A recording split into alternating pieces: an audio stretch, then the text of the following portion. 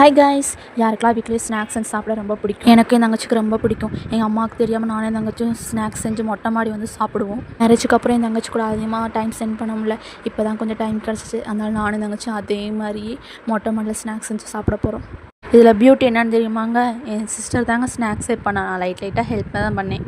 என்ன பண்ணுறோன்னா முட்டை பிச்சு தாங்க பண்ணுறோம். அது தேவையான ஆனியன், வெள்ளைப்பூடு, அப்புறம் பட்டை எல்லாத்தையுமே எண்ணெயில் ஃப்ரை பண்ணி எடுத்தாச்சு. அந்த எண்ணெயுமே தனியாக ஸ்டோர் பண்ணி எடுத்து வச்சுக்கிட்டோம். அப்புறம் அந்த ஆனியன், வெள்ளைப்பூடு, அப்புறம் பட்டை லைட்டாக மிக்சியில் போட்டு குறவரனா அரைச்சி எடுத்து வச்சுக்கோங்க. மூணையும் நல்லா மிக்ஸ் பண்ணி எடுத்துக்கலாம். அப்புறம் புளி தண்ணி கொஞ்சம் எடுத்து வச்சுக்கோங்க. அப்புறம் கொஞ்சம் சால்ட்டை லைட்டாக தண்ணியில் மிக்ஸ் பண்ணி எடுத்து வச்சுக்கணும்.